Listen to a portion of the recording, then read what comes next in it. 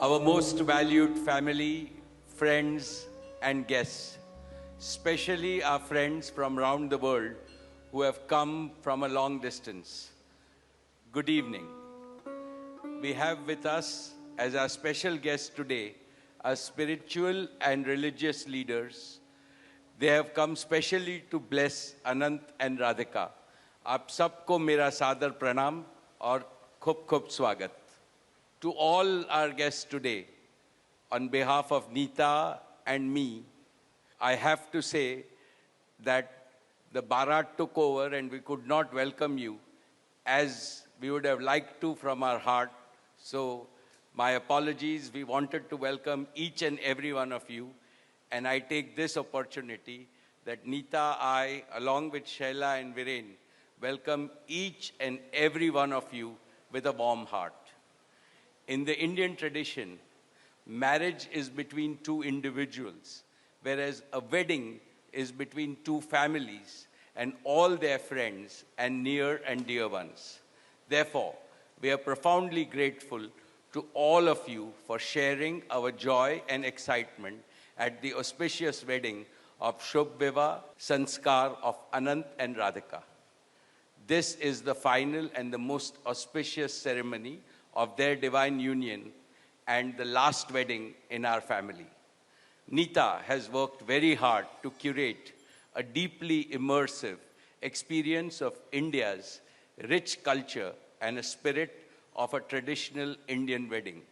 Over the next 2 days, participate wholeheartedly in the festivities and enjoy them to your heart's content.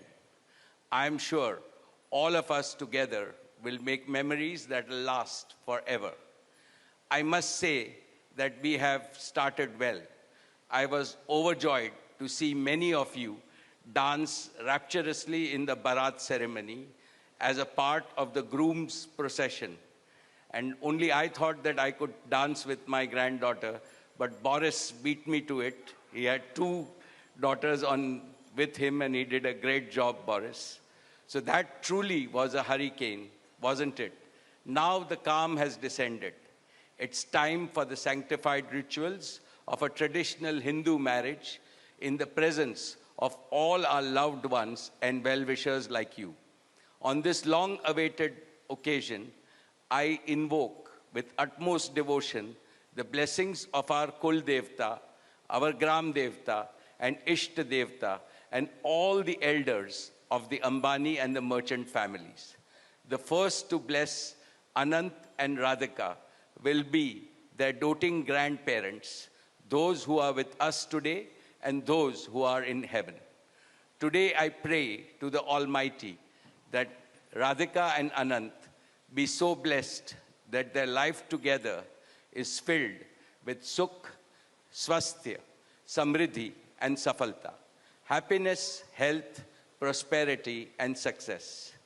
I also pray for the good health and the limitless happiness and the boundless success for each and every one present here, and your blessings for Anant and Radhika. On this auspicious day, together with all of you, we invoke Panch Tattva, the 5 foundational elements of Mother Nature that nurture all life on planet Earth so that they offer strength and sustenance to the couple. सनातन धर्म में विवाह को जीवन का सबसे महत्वपूर्ण संस्कार मानते हैं. अनंत काल से विवाह व्यक्ति को समाज से, धर्म से और अध्यात्म से जोड़ता है. When marriage is performed according to the Sanatan Vidhi, it acquires the divinity of celestial unions. Just as Lakshmi resides in Vishnu's heart, Anant will always keep Radhika in his heart. This will make their married life beautiful, blissful, smooth, and cultured. The Vedas regard marriage as a duty towards humanity. Marriage is the basis of a family. Family is a basis of community, and community is the basis of society and the larger human family. Marriage thus becomes the most essential guarantor of the continuity, cohesion, and well-being and progress of the human race.